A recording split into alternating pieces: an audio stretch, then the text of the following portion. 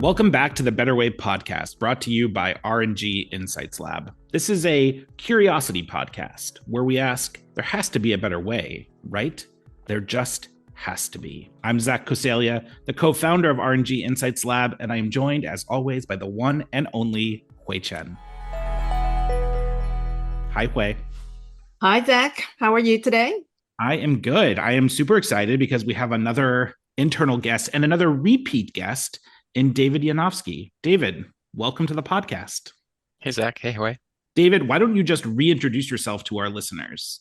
I'm David Yanofsky. I run the lab's data visualization and data analysis practice. And prior to doing that, I spent a number of years in journalism, investigating and trying to understand companies from the outside rather than from the inside. Terrific. We're going to talk today about a topic we explored with you on your first visit to the podcast, which is data storytelling. But we're going to dig a little bit deeper. David, one of my favorite parts of your original time on the podcast was you introducing us to the concept of precision journalism, and then us sort of adopting that phrase for precision compliance or precision DEI or precision fill in the blank. Why don't you remind folks about precision journalism and your work as a journalist prior to joining the lab?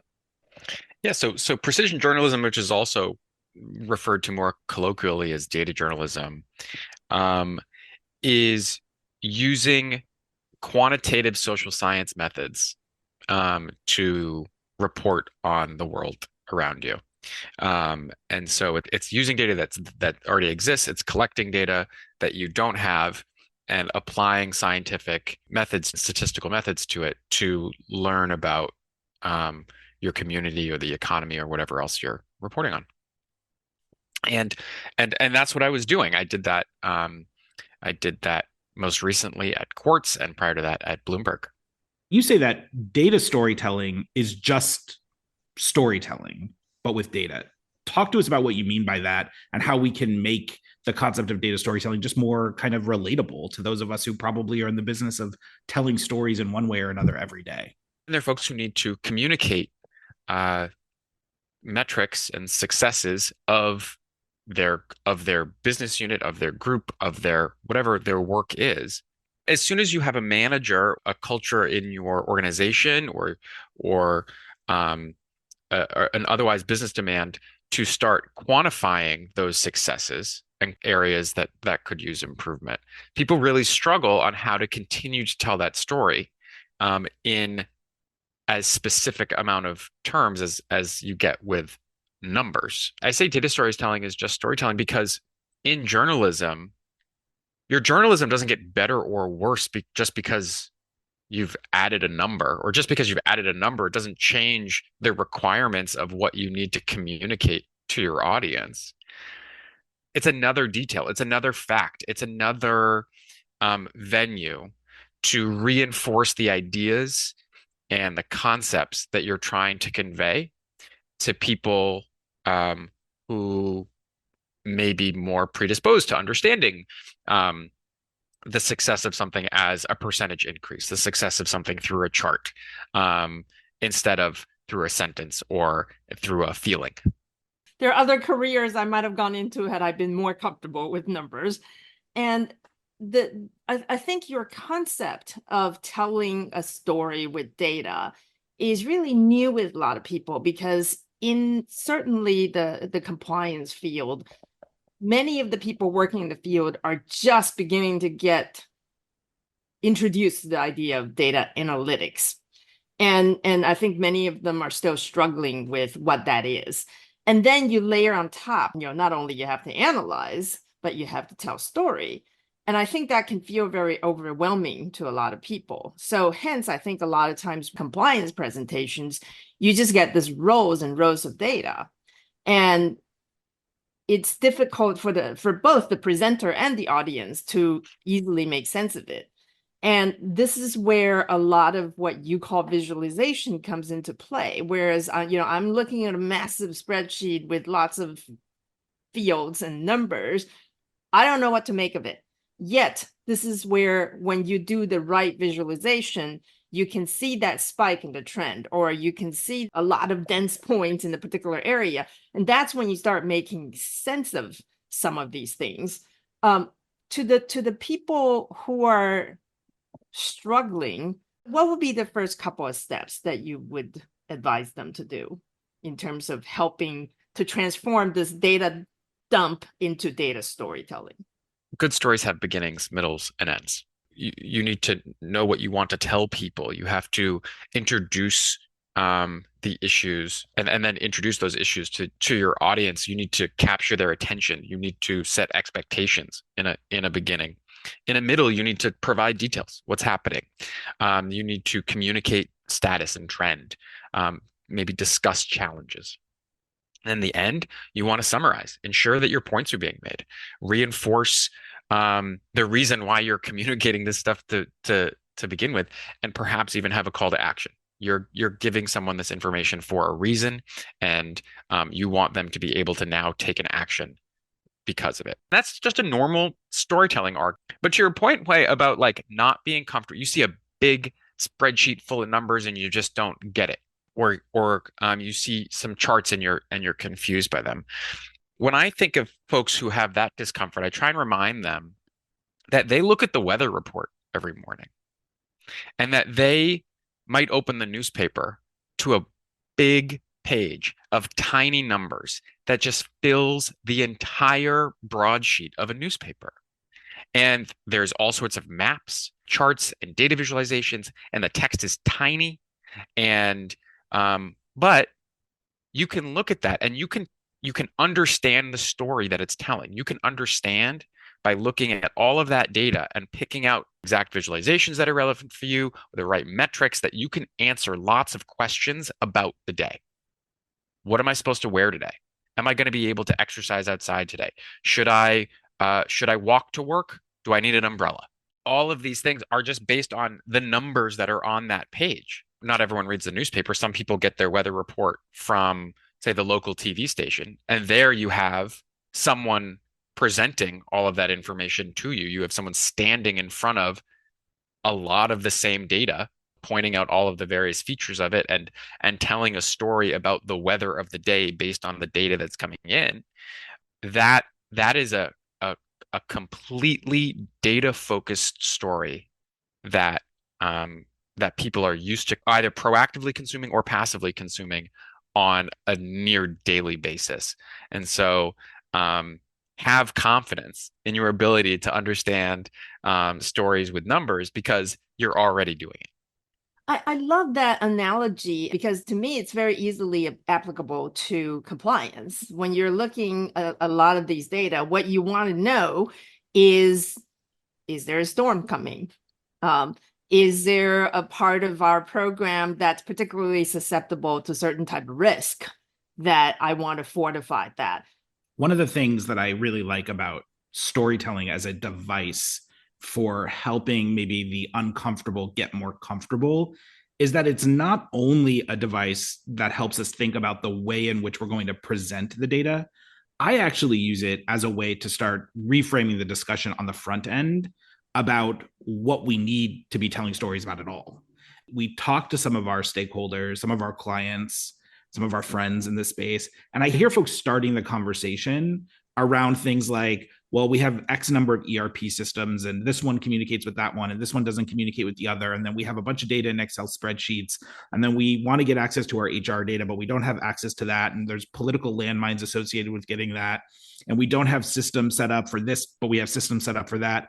And what winds up happening is a swirl arises that prevents folks from making progress. And so rather than starting the conversation around, well, what data sources do we need? What data sources are connected?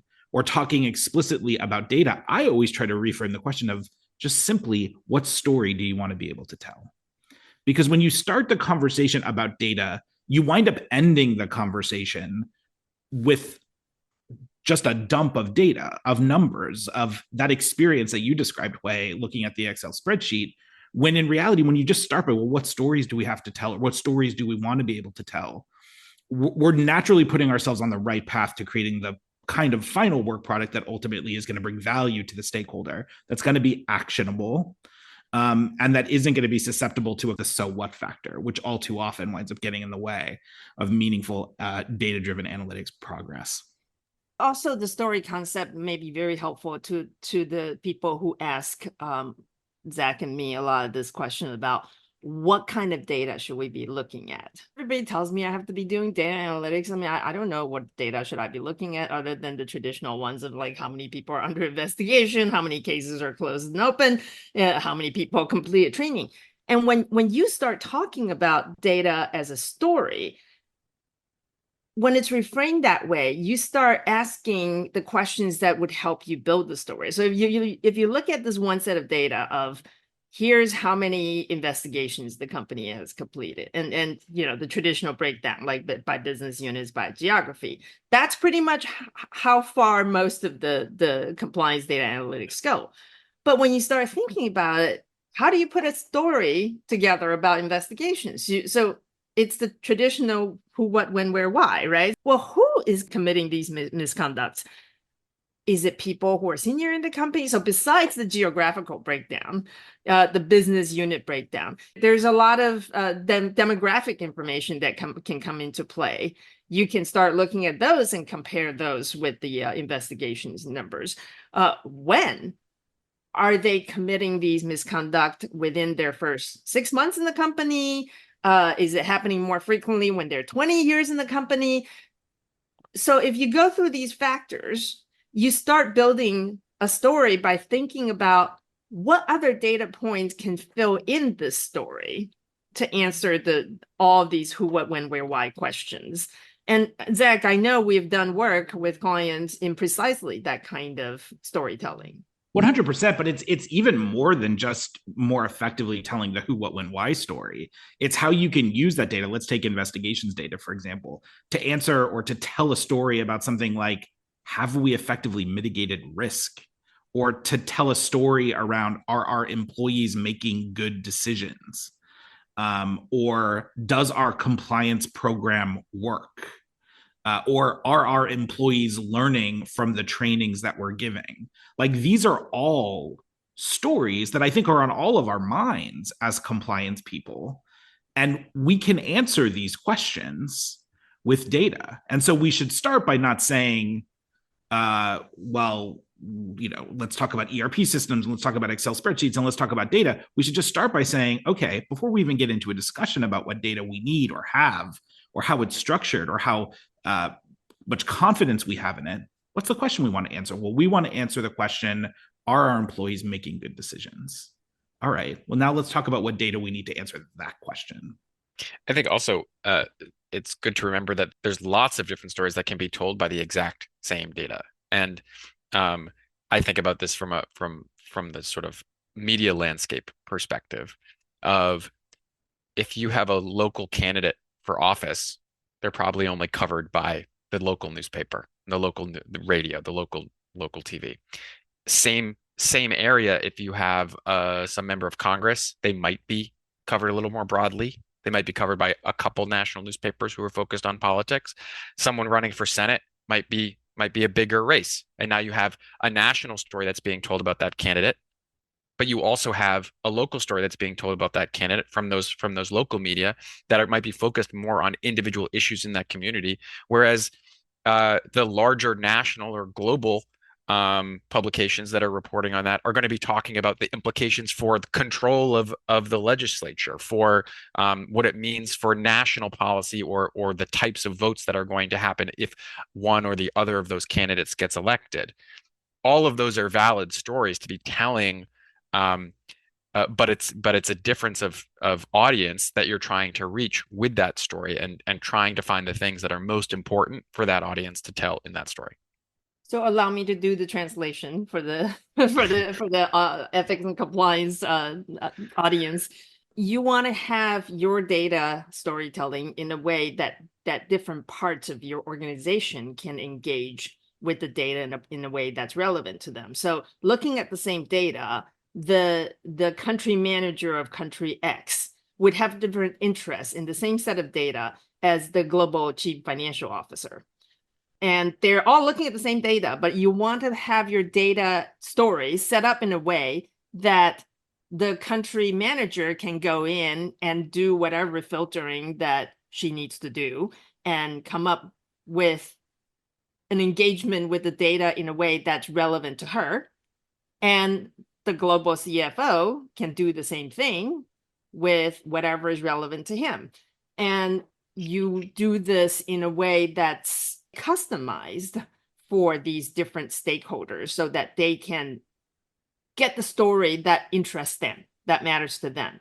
David, can you talk a little bit about a project that we recently did for a client where we were tasked with creating that kind of high level, but also filterable story around compliance performance, and specifically talk about how we framed the narrative into different buckets using various data points, but also framing or shaping individual KPIs that fell into several high level buckets?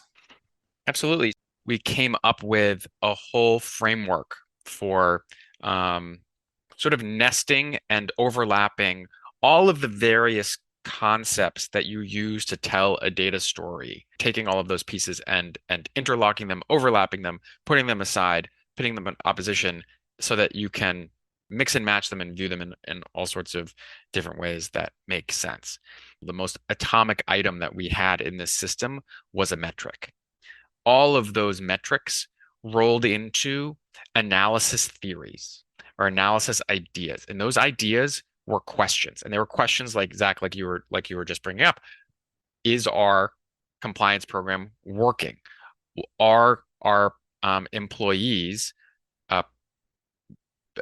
being non-compliant, or in what is the manner in which our employees are being non-compliant? And under each of those, we had various metrics that could help inform that question or that statement. And then all of those were inside of a framework around understanding the employee's conduct, understanding their knowledge, and understanding perceptions. Each analysis theory is having metrics that can drive them now lets you pick at any one point the relevant pieces of your compliance program that you need to report on to your audience. You might have people who are interested in specific metrics. You might have people who are interested in specific questions or analysis theories. You might have people who are interested in various components or any sort of combination of those things. And now you can roll them all together and interlock them in a way that tells a cohesive story about your program that is relevant to your audience, rather than just saying, here's a bunch of numbers that we collect, and aren't you interested in them? What made these metrics really powerful, though, was to ensure that our client was not just capturing the number, but capturing information about the number. So understanding what the normal range of that number is, or their comfortable range of that number. Obviously, organizations are human, and humans are variable. And so these metrics are just going to change from month to month, from week to week, from quarter to quarter, just by the fact of human nature. And so instead of saying, oh, the perfect number is 50, actually an acceptable number is between 40 and 60. And let's define that range for every single number that you're collecting. That range might be 0 to 60. And so you need to know how far above 60 should you start getting more and more concerned. Where are those break points between something that's a little concerning versus needs immediate attention? And that can happen on both sides of those metrics. And so when we're talking about creating these comprehensive metrics, it's about adding in those features at the start and saying, we have numbers, we're collecting them, we're calculating them, and here's where we expect them to be, and here's where we start worrying about them. And so now, instead of just putting numbers in front of people, whether those people are your line managers or your CEO, they can see that, oh, this is an unacceptable place to be, or this is just an uncomfortable place to be. We started by saying that we want to make sure we're telling stories with data, but also that we want to make sure that we're starting the discussion about how we're going to use our data, how we're going to cut our data, how we're going to analyze our data, framed around stories. And so that's exactly what's done here. We started by saying, well, what are the questions you want to answer? What are the stories you want to be able to tell? One of the questions that we wanted to be able to answer was, are our reporting channels operating as they should? That then becomes a level in and of itself. It's actually the middle level in the framework that you just articulated, right? Yeah. Above it sits a higher level designation of what do we know about our conduct? How are our people behaving? Then you've got that question of, are the reporting channels operating as they should, along with a number of other questions that speak to conduct. And then under that, you have the individual metric, which could be the number of reports or the number of reports per X number of employees, the percentage that are anonymous, whatever the metric may be. What often happens, though, is that people start with those individual metrics and then they wind up putting together a bunch of metrics, as you said, and then they dump all of those metrics on people. So, what I love about the framework that you created here is that we have these three different levels, each of which are giving an indicator in and of themselves. But even when we get down to that bottom level of the metric, it's not just a number. That number is being communicated in a way that says, this is good, this is bad, or this is indifferent. And being able to do that is a huge part of telling the story. Oftentimes we think of like good, bad, indifferent, of like a sliding scale where like good is on one side and bad is on the other. But that doesn't work for all of these metrics. So how do you deal with that? Yes, sometimes that good scale is in the middle. Um, in the investigations context, uh, the the sort of number of reports per employee is something that you don't want to be too low and you don't want to be too high. Too high, you have a lot of issues in your organization. Too low, and maybe people aren't speaking up enough. People aren't comfortable with your reporting program, or people don't know how to report things. And so just because a number is low doesn't mean it's good. You do need to try and understand when something should have a lower limit that's not zero. And in this system, we talked about related metrics that you should also look at. When this number is low, ensure that this number isn't, or that this number is as well. And that will help give you a fuller sense of what's happening in your program. There are a couple of things that really jump out at me on this particular client work that you did. One is, I love the fact that your deliverable was called a blueprint, because again, as a layperson, I think of it in architectural terms. In the beginning of the conversation we had with this organization, it literally was basically saying, we have a lot of these data, and what do we do with them? So it's almost like somebody saying, we got a lot of bricks. Here they are. What do we do with them? And you delivered a blueprint that is the house that they want to build with all these bricks.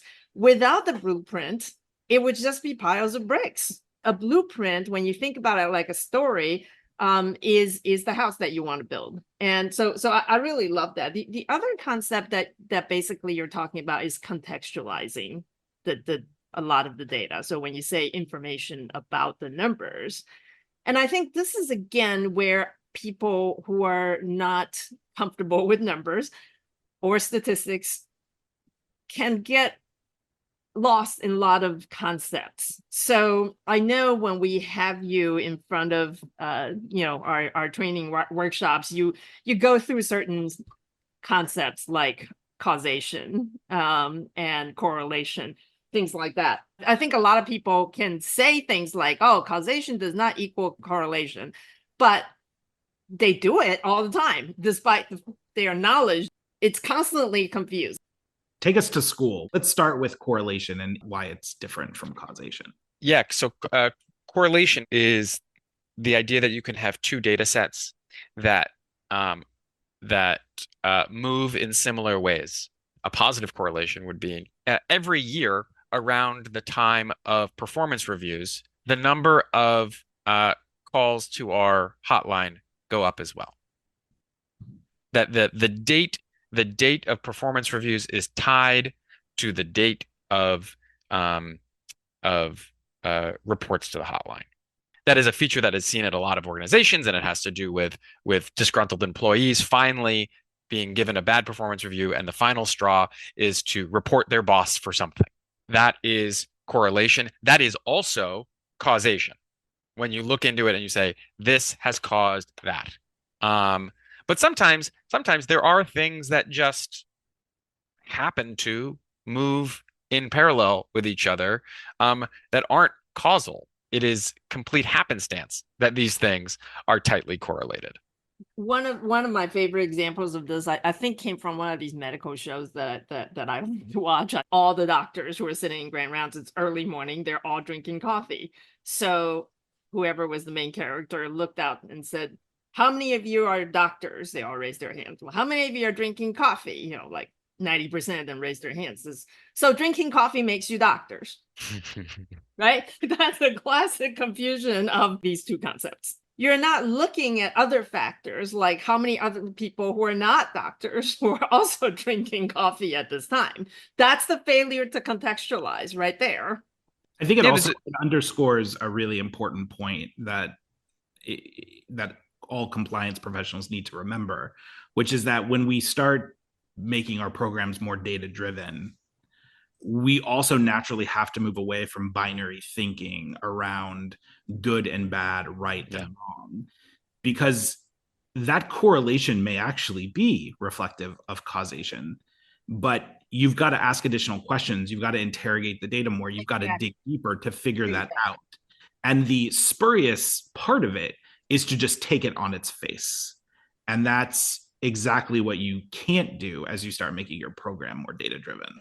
Companies love to ask the question about measuring the effectiveness of their policies and procedures or training and communications.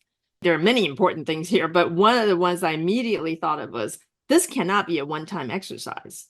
The first question is, what do you mean by effective, right? So what is your policy and procedure and training and communication trying to achieve? So assuming you're trying to achieve essentially good behavior, so a good compliance culture, we can assess that culture, but without comparison. Let's say we go into the company and we assess, and they have a strong compliance culture. We don't know if this compliance culture existed before you had any compliance program, any training, any policy. That compliance culture may have nothing to do with your compliance program. If we don't do sort of these measurements over time, which is what you need to do in this type of contextualization, you really cannot answer the causation question. All you can do, right, at one point is the correlation.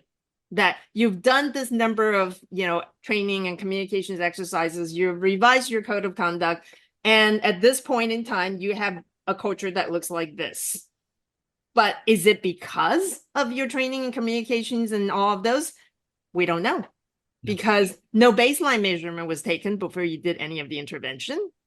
And we're just coming in, taking the temperature now. So there is really no way to answer the causation question at all, without the sort of time over time measurement. Absolutely. David, I like this game.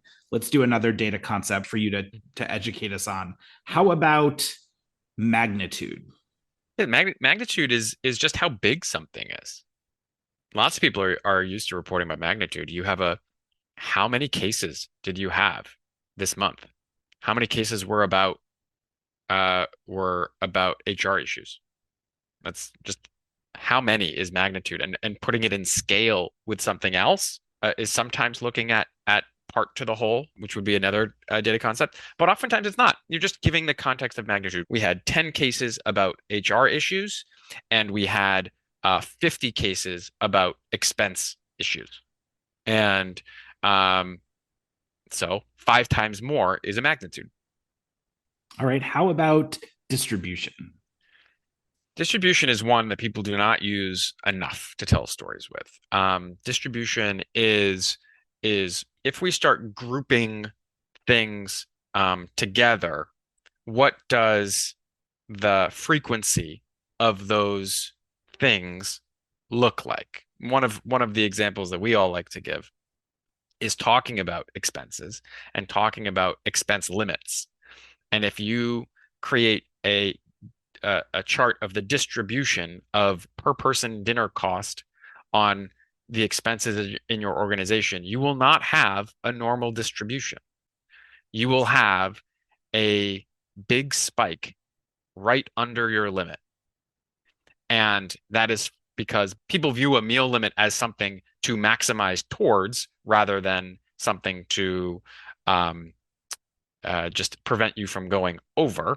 Um, uh, and also because people play a game. There are lots of people who play games with their expenses because if they don't, they won't get repaid, or they'll be on the hook for some corporate expense that they weren't familiar enough with what the policy was, or there was a culture that enabled this sort of behavior to try and fit within some rule that is programmed into a system that prevents you from actually even filing your expenses if you have deviated from a policy.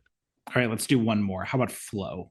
Flow is a really important one when you're trying to talk about a complicated way in which items move through processes. And that those items could be dollars, those items could be people, those items could be documents. The hiring process is a great uh, use for talking about flow. We had this many people apply. Some segment of them we moved on to the next stage. So of our first round people, we did a second level review of their resumes, of their cover letters, of their portfolios, whatever it is, and we interviewed some even smaller segment of them.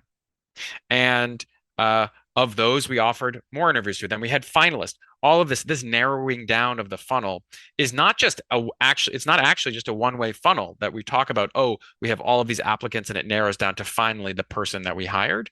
At each step of that filtering, there are people who are being spun out, and perhaps they're being spun out into other other roles that they're better suited for, or they're being categorized into some group of candidates for a future role if it were to open up, or a more junior role after a senior person gets hired. Keeping track of the whole system of people as you moved from the big cohort into the smaller cohorts as you filtered them is flow. One of the things that I want to say here to folks who are listening to this and who may be some of those who are not naturally sort of inclined or comfortable with data, the goal is to not make you a data scientist if you're not a data scientist. The goal is not to make the compliance or the human resources professional a data scientist. The goal is to make you more savvy, more sophisticated in your ability to sort of have conversations with the folks who do have those skill sets that can help you build this stuff. Yeah, I talk about data concepts like this because it helps people frame the ideas that they're already having into concrete terms that they know how to communicate. The way in which you communicate a magnitude is different than the way in which you communicate a correlation. But until you give it a name, you might not make that leap and say, I have these two ideas in my head and I need to tell people about them. And you might start telling people about them in the same way, and your audience might not get it because they don't realize that in one case you're talking about how something has a big magnitude, and the other one you're talking about how something is really tightly correlated. I also think it's important to get to a level of robust thinking where whatever you're presenting and the points that you're making are defensible. Because I think, for example, if somebody gets up without a time over time measurement and say, look, we've done a bunch of, activities, and we have this, graph to show our strong compliance culture, you want to be able to defend the causation that you're implying there, that all of this, this great culture is because of all the activities that you have conducted. In order to do that in a way that's business savvy, you're asking your stakeholders to invest in your activities. So you need to prove the value of those activities. You need to be able to stand up under scrutiny when people ask you hard questions about the investments that you're asking them to make. We're talking about beginning, middle, and end. And so I like to see what some of the end looks like. You talked about compelling people into action. From having heard you present on this, I know by action you don't necessarily mean actions like we need to institute something, we need to, fire people, promote people. So tell us what you mean by the kind of ending that a story would be provoking. Yeah, I mean, you need your audience to be coming away with an appreciation for the thing that you're telling them. It might be the traditional action. It might be, yes, now I can sign this document. Now I can approve your budget. Now I will allocate more headcount to you. Now I will give you a promotion. These are all like things that when you present to someone, like can happen immediately because you gave them enough information to take an action. We're in a business context here. People need to make business decisions of all kinds throughout their day, especially your senior leaders. All they are doing is making decisions and enabling other people to make decisions. And so if you are giving them information that lets them make their decisions more informed and smarter and with less risk, or at the very least with a greater appreciation for the risks that are existing, you have helped improve the business.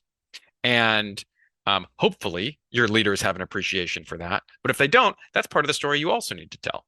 And that in you knowing this information, you now understand our business so much better that your decisions will be so much more informed, that we will be more successful, we will be more strategically aligned, we will be hitting our goals, and we are going to be closer to achieving everything we want to achieve because we all understand what is happening.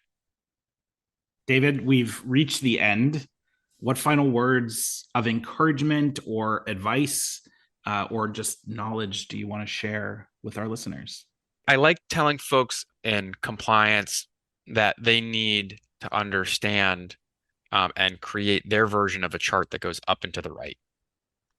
That the leaders in your organization are used to seeing a sales team come in and show a chart that goes up and to the right, and the leader says, "Good job, team." The marketing team can do the same thing. An R&D team can do the same thing. They can show metrics that are on their face, understood by leaders to be good and showing a positive trend. And compliance teams are not yet great at that. And so to be able to come up with this chart, having your at a glance view of success that you can show a leader is going to be one of the most powerful things that you can do. And one of the most important reasons why data storytelling is going to be core to your message. Your colleagues in other functions are already telling their story through data, and your leaders are already used to consuming it. And so you have to meet your leaders where they are and tell the story in that way. Terrific. David, thank you so much for joining us. Thank you, David. Thank you all for tuning in to the Better Way podcast and exploring all of these better ways with us. For more information about this or anything else that's happening with R&G Insights Lab, please visit our website at www.ropesgray.com/RG Insights Lab. You can also subscribe to this series wherever you regularly listen to podcasts, including on Apple and Spotify.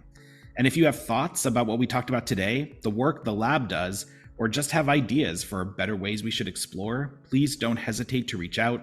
We'd love to hear from you. Thanks again for listening.